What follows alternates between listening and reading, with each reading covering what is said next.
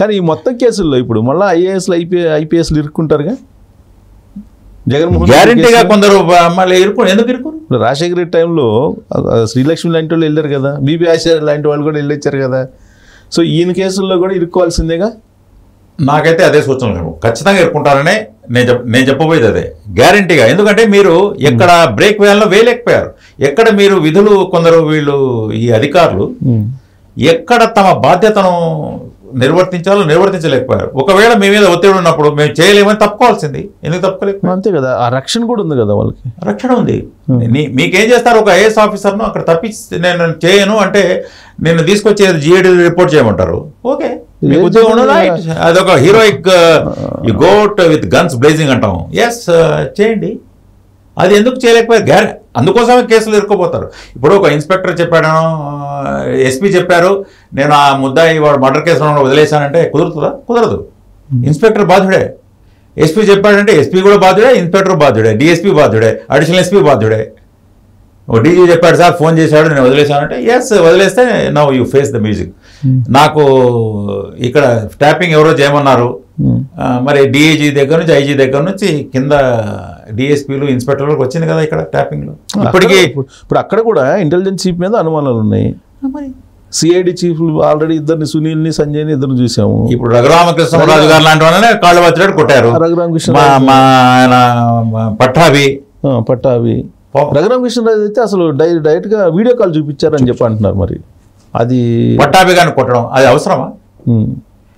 ఇవి కక్ష సాధింపు రాజకీయాలు.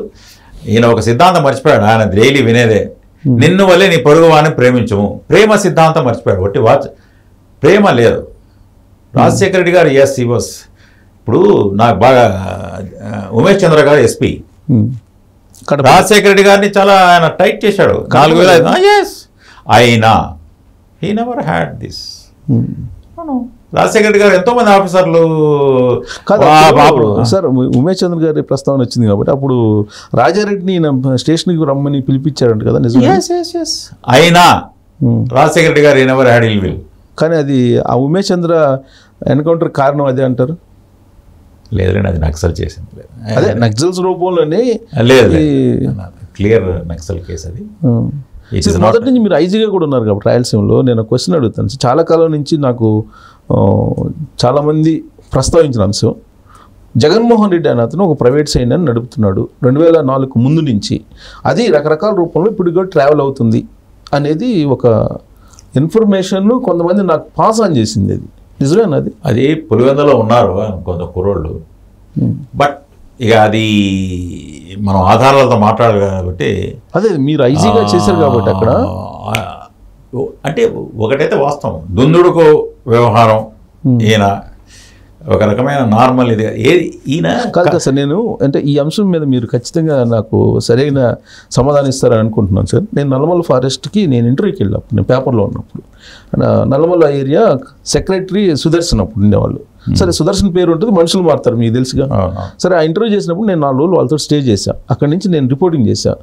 ఆ సందర్భంగా వాళ్ళు చెప్పింది ఏంటంటే, ఈ నక్సలైట్లు కాల్ చేస్తారు కదా కొంతమంది సర్పంచ్లు, ఎంపీటీసీలు, జడ్పీటీసీలు వాళ్ళని, తెలుగుదేశం వాళ్ళని కాల్ చేశారు. అప్పుడు అవన్నీ మాయి కాదండి, కొన్ని మాత్రమే మాయి, మా పేర్లు చెప్పుకొని కొంతమంది కాల్ చేస్తున్నారు అని ఆ రోజు చెప్పారు. ఆ రిపోర్టింగ్ కూడా ఇవాళ కూడా పేపర్లో ఉంది, నేను రిపోర్ట్ చేసినప్పుడు. ప్రైవేట్ సైన్యం అప్పుడు ఉంది, దాన్ని ట్రావెల్ చేస్తున్నారు అని వాళ్ళు చెప్పేది కూడా అన్ని వాస్తవాలు కావు. నక్సల్స్ లో అంత సర్పంచ్లను కాల్చే, ఇప్పుడు ఆలగడ్డలో ఎలక్షన్ తర్వాత ఎలక్షన్లకు ముందు కూడా ఆడ భూమా అఖిలప్రియ గారి ఒక డ్రైవర్ను బయట నిలబడే ప్రైవేట్ సెక్యూరిటీని కొట్టేసి హిట్ అండ్ రన్, రాళ్లతో కొట్టడం, కారంతో కొట్టి చంపడం. అది ఇప్పుడు కదా, అప్పుడు కూడా డైరెక్ట్ షూట్అవుట్లో నక్సల్స్ పేరు చెప్పి కొట్టే, అది నేనైతే I don't take by that. నాటు తుపాకులు కూడా సప్లై చేసేవాళ్ళు అనేది కదా. నాటు తుపాకులు ఉన్నాయి అంటే ఇప్పుడు ఒక ఈ అనంతపురం ఏరియాలో ఈ పరిడాల గారు ముందు ఉన్న సేన ఇలాంటివన్నీ ఉన్నాయి కానీ, బట్ అది డైరెక్ట్గా ఉండేవాడు వాళ్ళు. బట్ ఇది ఫ్యాక్షన్ ముసుగులో కొట్టారనేది వాళ్ళు చెప్పి ఉంటారు. But that I don't buy that argument, I don't buy, no. సరే, ఈయన దగ్గరికి వచ్చేసేటప్పటికి సరే కొందరు ఉన్నారు, ఇదంతా ఓకే, కానీ నాకు పెద్దగా ఆధారాలతో నేను చెప్పలేను. I should not be talking. ఒకటైతే వాస్తవం, దుందుడుకు స్వభావం అనేది ఇప్పటికి చెప్తారు అక్కడ. Rash and abrasive. ఎంతో కొంత ప్రైవేట్ సైన్యం అయితే ఉందని మీరు అనుకుంటున్నారు మీ దృష్టికి? అప్పట్లో మీరు డ్యూటీలో ఉన్నప్పుడు అప్పుడు ఆయన ఎక్కడో ఉండేవాడు, పెద్దగా బయటకు వచ్చేది కావు అవి. అతని ఫాలోయర్ ఒక ఆయన ఉన్నాడు, ఇప్పుడు అతనితో కూడా విభేదించాడు ఆయన, జగన్మోహన్ రెడ్డితో కూడా విభేదించి బయటకు వచ్చాడు. ఆయన ఫాలోయర్ పేరు గుర్తు రావట్లేదు. ఈయనకు రాజకీయాలు వారసత్వంగా వచ్చాయి, అప్పనంగా గోల్డెన్ ప్లేట్లు. బిజినెస్ గోల్డెన్ ప్లేట్ మీద వచ్చింది ప్రతిదీ. ఇదిగో ఇప్పుడు మీరు ఆ జమానాలో మీరు ఎంతో బాగా బ్రిలియంట్ స్టూడెంట్గా ఉండి రెసిడెన్షియల్ స్కూల్లో చదివి మీరు ఒక లెక్చరర్గా చేరి తర్వాత చిన్న చిన్న ఎదిగాయి, ఒక చెమట వచ్చి ఇప్పుడు ఒక రాజకీయంగా ఎదగాలంటే వాళ్ళ నాన్నగారే చూడండి పాపం 28 years నుంచి ఆయన ఎదిగి ఏదో చేసుకుని కాంగ్రెస్ అసమ్మతి అనేది ఎవరైనా ఉన్నారంటే కాంగ్రెస్ ఆయన పేరు చెప్పేవాళ్ళు, చెప్పి ఏదో ఫైట్ చేసి లేటర్ ఆన్ వెరీ వెరీ మెచ్యూర్డ్గా ప్రతిదీ ఆయన ప్రజల కోసం అది ఇది పోయేవాడు. ఈయన 10 to 5 job like business mens approach, corporate approach తెచ్చాడు. కానీ ఒకటే, మంచి చేయాలనేది లేదు, అధికారమే పరమావధి, అధికారంలోకి రావాలనేది సిద్ధాంతం అక్కడ. ఓకే, అంటే నేను అనేది ఏంటంటే సార్ ఇప్పుడు వారసత్వంగా వచ్చాయి రాజకీయాలు. ఓకే, ఇప్పుడు యాటిట్యూడ్, తన యాటిట్యూడ్ ఇవన్నీ యాటిట్యూడ్ పైకి మాత్రమే సరే అన్న అనడము లేకపోతే కానీ నో, లోపల మనిషి వేరే కొంచెం నియంతృత్వ పోకడనే, కొంచెం కాదు టోటల్. ఇప్పటికీ మీరు చూడండి, ఓడిపోయిన తర్వాత కూడా ఎందుకు ఓడిపోయామో తెలియదు అని చెప్పడం తప్ప, మౌనలాగే తప్ప అసలు ఏం జరిగింది, ఎందుకు ఓడిపోయామన్నాడు. మేము మంచి చేశాము, చేయలేదు కాబట్టి ఓటు వేశారు నాయన, లేదు ఈవీఎంలు కాకపోతే ఇది ఏదో ఒకటి చెప్పడం తప్ప, అదే క్యాండిడేట్ 19లో మరి ఈవీఎంలు నో ఓటు వేస్తే బటన్ నొక్కితే కనపడుతుంది కదా అని అన్నవాడు ఇప్పుడు ఈవీఎంలు అంటే ఇలాగా. ఈవీఎంలు అంటే నేను అదే చెప్పాము ఒకసారి, ఫైజాబాద్లో బీజేపీ ఓడిపోయింది, సీతాపూర్లో పక్కన సీతమహార్ ఓడిపోయింది, మమతా బెనర్జీ అయోధ్యలో ఓడిపోయింది బీజేపీ, అయోధ్యలో అదే ఫైజాబాద్ అయోధ్య. మమతా బెనర్జీ చాలా తక్కువ సీట్లు వస్తాయనుకున్నాను, నేను అనుకున్నాను, మీరు అనుకున్నాను వీళ్ళ సర్వేలను బట్టి. అదే ఎందుకు ఉత్తరప్రదేశ్ 400 ఇస్ బార్ 400 పార్ అన్నారు బీజేపీ. మమతా బెనర్జీ క్లీన్ కొట్టేసింది ఈసారి కూడా. I was all shocked. ఇంకా బీజేపీకి 6 సీట్లు తక్కువ, ఆమెకు 29 వచ్చాయి. You know, so this EVM theory ఈసారి నేను పెద్దగా. సార్ ఇప్పుడు జగన్మోహన్ రెడ్డి విషయానికి వచ్చేటప్పటికి ఇక్కడ జూబ్లీ హిల్స్ అప్పుడు మీరు సిపిఐ కూడా చేశారు కదా, కమిషనర్ కూడా చేశారు కదా. So Jubilee hills bomb blast కానీ, మాగుంట సుబ్రహ్మరెడ్డి సంబంధించిన ఎన్కౌంటర్ కానీ, ఉమేష్ చంద్రది కానీ, వీటన్నిటికీ లింకప్ అయి ఉంది అనేది ఒకటి. పరిటాల రవిది, పరిటాల మర్డర్, శ్రీనివాస్ రెడ్డి అని ఒక ఆయన ఉన్నాడు, అతను చనిపోయిన. సరే దాని మీద ఇట్లా వచ్చినప్పుడు రాజశేఖర రెడ్డి గారు సరే సిబిఐ ఎంక్వైరీ అంటే చేశాడు అంతా. అది డైరెక్ట్గా లింక్ చేయడానికి మనం ఇది I to don't have that kind of material. ప్రైవేట్గా ఏదో అది ఇది గాసిప్స్ వినడం తప్ప చెప్పే ఇది కూడా మన దగ్గర లేదు. అది ఊరికే. బట్ కొన్ని బాంబ్ బ్లాస్ట్లు ఇవి పర్సనల్గా కొన్ని వచ్చినవి. అంటే ఇప్పటికీ కూడా ఉమేష్ చంద్ర గారిది మటుకు నక్సల్ వ్యవహారం, అది దట్ అయినా మాగుంట సుబ్రహ్మరెడ్డి అది కూడా నక్సల్ వ్యవహారం. ఎందుకంటే అప్పుడు పరిటాల రవిది సరే అతను ఒక రెడ్డి అతను ఉన్నాడు, ఏ లెవెల్లో మరి అది దాని మీద ఎంక్వైరీ కూడా నడిచింది కదా.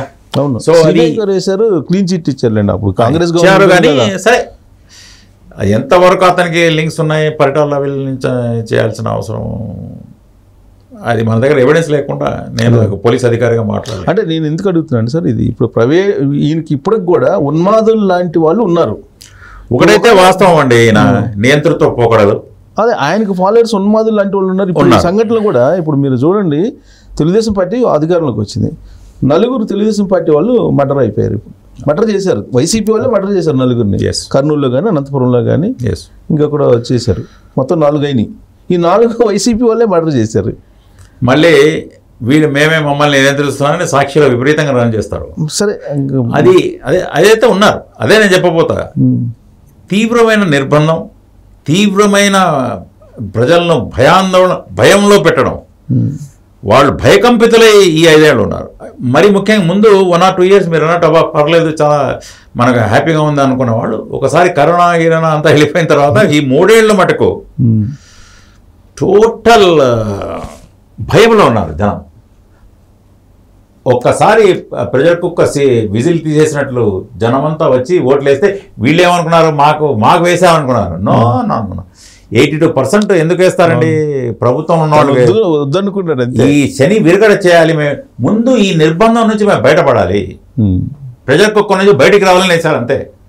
ఇక దాని తర్వాతనే మిగతా అభివృద్ధి ఇవన్నీ చూశారు. ఇప్పుడు ఆయన ఆశ ఏంటంటే, ఇప్పుడు సూపర్ 6లు ఇచ్చారు కదా చంద్రబాబు నాయుడు, ఈ సూపర్ 6లు ఆయన అమలు చేయలేడు కాబట్టి నేను డిసెంబర్ నుంచి మళ్ళీ ప్రజల్లోకి వస్తాను, ఓదార్పు చేస్తాను అంటాడు. ఎందుకు ఆశ పెట్టుకున్నాడంటే ఆయన ఈ ఆర్థిక స్థితి ఇట్లా ఉందని అతనికి తెలుసు. అవును, నాకు తెలిసి ఆయన ఎట్లా ఓడిపోతాడు అనుకునే మొత్తం ఖజానాలు ఖాళీ చేశాడు కదా, దానికి ఇప్పుడు బాధ్యత వహించాలి అతను. నేను అదే చెప్తున్నా, ఎవరెవరు అక్రమంగా లూటీ ఒకటి, అక్రమంగా నిధుల దుర్వినియోగం ఒకటి, దారి మళ్లింపు కూడా అక్రమమే అయినప్పుడు ఎవ్రీబడి హ్యాస్ టు ఆన్సర్. దానికి ప్రజల ముందు పెట్టాలా ఆన్సర్ చేస్తారు. ఇప్పుడు రిషికొండ ఉంది, 500 కోట్లు పెట్టి కట్టించుకున్నాడు ఆయన, ఎవరిని ఆన్సర్ చేస్తారు? ఇప్పుడు ఆయన పార్టీ ఆఫీసులు ఉన్నాయి చూసాము, 19 జిల్లాల్లో ఏ విధంగా డిజైన్ చేసుకుని కట్టించుకున్నారు. ఇప్పుడు మీరు అది చెప్తున్నారు, మొన్నటి వరకు మనం ఎవరైనా ఏ ప్రశ్న చెప్పింది అది చెప్పలేకపోయింది. నేను అదే చెప్తున్నా మీకు నిర్బంధం. ఇప్పుడు నాకే తెలియదు ప్యాలెస్లని 26 ప్యాలెస్లు కడుతున్నది ఆ పార్టీలో మీకు తెలియదు. మొన్న ఇప్పుడు సత్యసాయి ఎక్కడ ఏదో ఒకసారి చూసాం, కానీ ఇంత అక్రమాలు జరుగుతున్నాయని ఇప్పుడిప్పుడు తెలుస్తాను. నేను దట్స్ వాట్ ఐఎమ్ సెయింగ్. ఇప్పుడు రిషికొండలో 500 కోట్లు పెట్టారని ఎవరికి తెలుసు? ఎవరైనా తెలిస్తే కదా. 500 కోట్లు అనేది ఇప్పుడు వచ్చిందండి. అవును, సెక్షన్ పెట్టారు కదా అటువైపు పోకుండా, ఎవరైనా పోతే కదా. ఆ బాత్రూములు గీత్రములు అవన్నీ ఇన్ని లక్షలు ఇన్ని కోట్లు అనేది ఇప్పుడు తెలుస్తూ ఉంది. See that's what I'm saying. ఇప్పుడు కొన్ని 2-3 ఛానళ్ళు, ఒక సాక్షి, ఇంకో 2-3 ఛానళ్ళు, మిగతావి జనం చూడనిస్తే కదా. కొన్ని బ్యాన్ చేయించి దుస్థితిలో ఛానళ్ళు కూడా భాగం చేసి జనాలతో పాటు ఇవన్నీ జనాలు ఓహో అనుకొని, అది గోబెల్స్ ప్రాపగాండా అని హిట్లర్ టైంలో సేమ్ థింగ్. నియంతృత్వ పోకడల్లో ఒకటి చర్యలు, 2 ప్రాపగాండా. ఇలాంటివే మంచి మంచి మంచి బటన్ ఇది బ్రహ్మాండంగా స్వర్ణయుగం. పైగా నాకు ఒక చిత్రం ఏంటంటే సార్, క్లాస్ వార్ జరగబోతుందని చెప్పారు ఆయన. పెత్తందారులు పేదలకి మధ్య ఇది ఎవరు పెత్తందారులు? ఇదే పెత్తందారులు. ఎవరు ఇక్కడ ఉన్నది? ఎవరు క్లాస్ వార్? ఎవరు? ఇతను ఏదో యాజ్ ఇఫ్ ఈజ్ రిప్రజెంటింగ్. అదే చెప్పేది జనాలు ఇదిగో చూడండి ఇట్లా బట్టలు నొక్కుతున్నాను, మీకు పేదలకు నడుస్తుంది, కానీ ముసుగులో జరిగిందంతా ఇవి. ఇంకా ఎన్ని ఉన్నాయి? ఇప్పుడు మనకు ప్యాలెస్లు ఇప్పుడు తెలిసింది, రిషికొండ ఇప్పుడు తెలిసింది, ఇసుక అక్రమాలు ఇంకా ఇట్లా ఓపెన్ చేయనివ్వండి. ఇప్పుడు ఒక రివ్యూ చేస్తుంటే ఇన్ని దారి మళ్ళాయి, జీపీఎఫ్ల దగ్గర నుంచి పెన్షన్ల దగ్గర నుంచి ఇన్ని దారి మళ్ళాయి. ఒక్కొక్కటి తీస్తే ఎలక్షన్ తర్వాత వస్తుంది, కానీ ముందు తీస్తాము, ప్రజల్లోకి వెళ్తుంది, ప్రజాక్షేత్రంలోకి వెళ్తుంది, డిస్కస్ జరుగుతుంది. దానివల్ల ఉపయోగం ఏంటి? ఆల్రెడీ ప్రజా సంపదను దోచుకొని వెళ్ళిపోయారు. ఉపయోగం అంటే ఇక అట్లీస్ట్ రికవరీ చేసేది అంటే సిస్టమ్ అనేది. సిస్టమ్ ఇప్పుడు అటాచ్మెంట్స్ వాళ్ళ దగ్గర ఉన్నవి, ఎక్కడెక్కడ పోయింది మనం ఎస్టాబ్లిష్ చేసి కొంచెం లాంగ్ డ్రాన్ ప్రాసెస్ ఇది. ఇది అంత ఈజీ కాదు. ఇప్పుడు 10 ఏళ్ళ నుంచి నడుస్తుంది కదా రికవరీలు, ఇంకా కేసు అట్లాగే ఉంది. అది ఒక లొసుగు మన న్యాయ వ్యవస్థలో. కానీ ఇప్పుడు మీరు లేవనెత్తిన పాయింటే, నాలాంటి వాడిగా తెలియకపోతే మీరు ఇంత ఓపెన్ ఇది మీరు అడవిలోకి చొచ్చుకొని పోయారు. అప్పుడు మిగతా ఛానళ్ళు సరే కొన్ని బాగా ఊదిన వాళ్ళు ఉన్నారు, కానీ వాళ్ళు కూడా ఎప్పుడు చెప్పలే కదా. 3-4 ఛానళ్ళు ఏకబీగిన చూసేటప్పటికి ఈ 2లో వీళ్ళు చేసే పరిస్థితి లేదు, నిర్బంధం. సో నౌ ఒక్కొక్కటి వస్తాయి. పబ్లిక్ మీరు అన్నారు ఈ 40% ఉండదు. ఇక no, it won't be there. మళ్ళీ నాయన ఈ నమస్కారం ఇప్పుడు ప్రజలకు చెప్పాల్సి వస్తుంది. ఇప్పుడు నా దగ్గర ఈ గవర్నమెంట్ నడపాలంటే ఐ ఎక్స్పెక్టెడ్ 100 రూపీస్ అండి. 5 రూపాయలు 2 రూపాయలు కూడా లేవు ఇక్కడ ఇప్పుడు అనుకుందాం. So I have to say 2 rupees ఉంది. సో ఐ హ్యావ్ టు ఆదాయ మార్గాలు ఏంది, ఏ విధంగా దాన్ని నేను ఒక్కొక్కటి మలుచుకుంటూ చేయాల్సి వస్తుంది, ప్రజలకు చెప్పాల్సి వస్తుంది, ఇదిగో వాస్తవాలు ముందు పెట్టాల్సి వస్తుంది. ఇది ఇప్పుడు ప్రజలకు తెలియదు ఒక్కడికి. నేను ముస్లింలకు అదే చెప్పాను. బీజేపీ అనే పదం వచ్చేటప్పటికే వీళ్ళు మా వాళ్ళు ముస్లింలు కూడా ఓహో బీజేపీ, ఇక్బాల్ సార్ కూడా ఎట్లా వెళ్తారు అనుకున్నాను. నేను చెప్పాను కూడా నో సరే వేరే పార్టీ ఏదైనా చెప్తే కానీ వైసీపీకి ఆ హక్కు లేదు. పొత్తు అనే పదం లేకుండా మొత్తం అన్ని ఇప్పటికీ ఇప్పుడు తేడా తెల్లమైంది, మా వాళ్ళు కూడా అర్థమైంది. నాయన స్పీకరు కానీ ఇప్పటికి ఆలీ గారు ఇప్పటికీ మరి వైసీపీలో ఉన్నారుగా. ఆయన దూరం అయిపోయి అయితే బయటకు వచ్చాడు ఆయన. ఇప్పుడు లేటెస్ట్ బయటకు వచ్చాడు ఆయనకు నంద్యాల అన్నా నువ్వు నంద్యాల అని ఆయనకు చెప్పినట్టున్నాడు. నాకు కూడా అలీ లేదా ఇక్బాల్ అనేది చెప్పారు. తర్వాత లేదా డబ్బులు ఆయన ఇంత పెడతాడో ఆయన 100 కోట్ల అన్న నమస్కారం నీకు. పాప ఆయన అందరితో వచ్చాడు, మంచి వ్యక్తి. సో పొత్తు అనే పదం లేకుండా అన్ని సిఏలు ఎన్ఆర్సీలు అన్ని ఏ చట్టమైనా తీసుకోండి, నల్ల చట్టాలు. అవును, ఎవరైనా ఇది నమ్మదగింది కాదు. వేరే పార్టీ చెప్పండి, ఇది స్ట్రైట్ ఫార్వర్డ్ కదా, ఇదిగో మీరు ఇన్ని సీట్లు తీసుకోండి అంటే బీజేపీతో అనుబంధం ఉంటే మాకు అన్యాయం జరుగుతుంది. ఇప్పుడు ఏం న్యాయం చేశాడు ఇతను? ఇప్పుడు ఈయన చెప్తున్నాడు నేను అన్యాయం చేయను, 4% మెయింటైన్ చేసింది ఆయన. నేను చెప్పా దుల్హన్లు మైనారిటీ డిపార్ట్మెంట్ మొత్తం స్మాష్ చేసేసింది జగన్మోహన్ రెడ్డి ప్రభుత్వం. అప్పుడు నాలాంటి వాడిని పెట్టి మొత్తం మైనారిటీ ఫైనాన్స్ కార్పొరేషన్ దగ్గర నుంచి ప్రతిదీ అంటే ఒక వ్యవస్థలను కాపాడింది చంద్రబాబు నాయుడు గారు. వ్యవస్థల మీద అవగాహన ఉన్న చంద్రబాబు నాయుడు గారు. ఫీడ్బ్యాక్, స్పందన, ప్రతిస్పందన ఈయనకు లేదు. ఇది బటన్ నొక్కామా అయిపోయింది, ఇంట్లో పోయి కూర్చున్నామా, నో రివ్యూ, నో జిల్లా, నో కాన్స్టిట్యుయెన్సీ, నథింగ్. వక్ఫ్ భూముల మీద మీకు అవగాహన ఉంది కదా, ఇప్పుడు ఎన్ని ఉన్నాయి అంటే 5 సంవత్సరాల్లో అన్ని ఇంక్లూడింగ్ తెలంగాణలో నేను ఉమ్మడిగా అప్పుడు దాన్ని చూడాలి, నేనే పోయి కూర్చోవాలి. అవునా? ఆంధ్రప్రదేశ్ లో ఇప్పుడు 4 లక్షల ఎకరాలు లేదంటున్నారు. మరి 4 లక్షల ఎకరాలు అంత లేదు కానీ అంటే అసైన్ ల్యాండ్స్ కానీ ఏదైతే నేననేది అసైన్ ల్యాండ్స్ చూడండి, అసైన్ ల్యాండ్స్ కానీ ఒక చీఫ్ సెక్రటరీ లెవెల్ మీద ఆరోపణలు వచ్చాయి. అది ఆయన ఏదో అన్నాడు కానీ ఒకటైతే వాస్తవం, వైజాగ్ అనేది ఎందుకండి వికేంద్రీకరణ అన్నది ఒక సిద్ధాంతం. మన పెద్దలు కూడా చెప్పింది ఏంటంటే 36 నుంచి ఒక ఆలోచన ఏమిటి, ఒక ప్రాంతీయ వైషమ్యాలు రాకూడదు. ఒక చోట యూనివర్సిటీ, ఒక చోట క్యాపిటల్, ఒక చోట న్యాయ వ్యవస్థ, ఇట్లా ఉంటే ఒక సమగ్ర అభివృద్ధి అనేది ఉంటుంది. ఇది సమగ్ర అభివృద్ధి కాదు. వైజాగ్లో ఏంటి మంచి ఒక ప్యాలెస్లు కట్టుకొని ఆయన ప్యాలెస్లు పిచ్చి ఉన్నట్టుంది జగన్మోహన్ రెడ్డి గారి. అదే ఇవాళ ఏదో ఒక ఫోటో ఒకటి రిలీజ్ అయింది. సో అంటే ఇడుపులపాయలో ఈ గవర్నమెంట్ కి సంబంధించి కొన్ని స్కీమ్స్ ఉన్నాయి కదా, పనికి ఇది మన ఉపాధి హామీ, వీటి ద్వారా మొత్తం గార్డెనింగ్ చేయించుకున్నారు అని చెప్పి దాదాపు ఇదే లండన్ లో 30 పౌండ్స్ 40 పౌండ్స్ గార్డెనింగ్ చేస్తే they have to quit. London లో ఎంపీలు they have to quit their positions 30 pounds 40 pounds 100 పౌండ్స్కి. సో మనకు అంత ఇదిగా ఉంది అనమాట ఈ వ్యవస్థ. సో నేనేమంటానంటే this is what it is. ఈ వ్యవస్థలు మటుమాయ. సో మా వాళ్ళకు చెప్పే now they are convinced Muslims. అప్పుడే చెప్పాను నేను, దానివల్ల ఏంటి ముస్లిం సపోర్ట్ ఉంటుంది అనుకున్నారు, రాలే కదా. కానీ ఇప్పుడు ఆయన 7 మంది అభ్యర్థులను పెట్టాడు. మేము చెప్పాము కూడా, నాలాంటి వాడిని he should have called me. I was work special officer, I was mind. ఈ నెవర్ ఆస్క్డ్ ఏం చేయాలన్నా, మనం అన్న అంటాడు, అది వేరే విషయం. అన్న అంటే గుద్దుకోవాల్సిన, నేను ముందు గుద్దుకున్నాను అందరూ. But what can we do for Muslims, what can we do for ఎస్సీస్ అని ఆ సామాజిక వర్గానికి చెందిన ముఖ్యమైన వాళ్ళని అడగాలి. What can we do for మన ట్రైబల్ కమ్యూనిటీకి ఏం చేయాలి, మైనారిటీస్కి ఏం చేయాలి, బీసీలకు ఏం చేయాలండి. ఓవర్ వేస్టా ఇన్ని చెప్పారు కదా ఇక్బాల్ గారు, మీరు టికెట్ ఇవ్వనందువల్ల బయటకు వచ్చారా? టికెట్ ఇవ్వనందువల్ల కాదు, నన్ను అవమానపరిచినందుకు. ఎందుకంటే అయ్యా మీరు క్యాండిడేట్ మారుతున్నారు, ఈ క్యాండిడేట్ వల్ల ఈ ప్రాబ్లమ్స్ రాకు. నేను ఎప్పుడు I was never for contest అండి. ఫస్టే నన్ను 18లో అడిగారు, ఈ గోటు నంద్యాల అంటే నా దగ్గర డబ్బులు నేను కంటెస్ట్ చేయను, కొద్దిగా కూడా పెట్టుకోలేవా అన్నాడు. లేదండి నేను పెట్టుకోను. సరే I work for you if possible. నేనేం 19లో కంటెస్ట్ చేశారు కదా, 19లో. ఎందుకు నేను కంటెస్ట్ చేయాలని కాదు, అది ముందు అబ్దుల్ గనీ గారికి హిందూపూర్ టికెట్ ఇచ్చారు. ఏప్రిల్ 11 ఎన్నికంటే 24 రోజుల ముందు ఆయన రిటైర్డ్ హర్ట్ లాగా వెళ్ళిపోయాడు. నేను చేయలేని ఎలక్షన్, లోకల్ ఇబ్బందులు బాగా ఇబ్బందులు పెట్టారు ఆయన. నేను చేయలేని ఎలక్షన్ మహాప్రభు అని వెళ్ళిపోయారు. అస్త్ర సన్యాసం చేస్తే అబ్బా ఇంకెవరు లేరు, ఏదో మైనారిటీకి ఎక్కడ మన జిల్లాలు ఇవ్వకపోతే మనం దెబ్బతింటాము. అప్పుడు కదిరిలో సిద్ధారెడ్డి గారు ఉన్నారు. Kadiri and Hindupur minority areas. అప్పుడు అనంతపూర్ టౌన్ కూడా వెంకటరామరెడ్డి గారికి ఇచ్చారు. కదిరిలో ఇవ్వాలి, హిందూపూర్లో ఇవ్వాలి. హిందూపూర్లోకి మైనారిటీ పెట్టాం కదా, ఇంకా అయిపోయిందని అప్పుడు 4 ఎంతో మందికి ఇచ్చారు. అప్పుడు మైనారిటీ. మీరు అసలు యాస్పిరెంటే కాదు, అస్సలు కాదు. I was rushed like a night watchman batsman. ఓ అది ఇప్పుడు నేను టికెట్ ఇచ్చామంటారు వీళ్ళు. అవును 24 రోజులకు ముందు పంపారు నన్ను.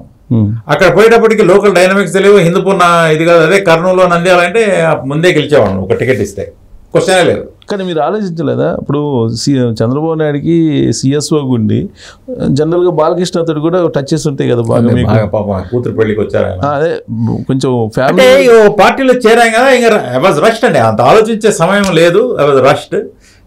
అనుబంధం కూడా ఉంది. నేను అందుకోసం మీరు చెప్పే ఫ్యామిలీతో అనుబంధం ఉంటుంది కదా, ఖచ్చితంగా సిఎస్ఓ చేశారు కాబట్టి ఆయన చూడండి. Though I criticised him 3-4 years అంటే పార్టీ పరంగా, still he maintained that decorum. Iqbal గారు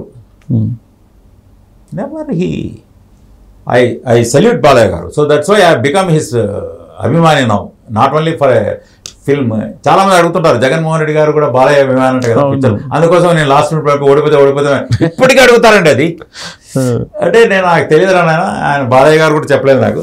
బట్ బాలయ్య గారు ఈజ్ గ్రేట్ పర్సనాలిటీ. ఆయన మంచి హృదయం గలవాడు. Unlike these people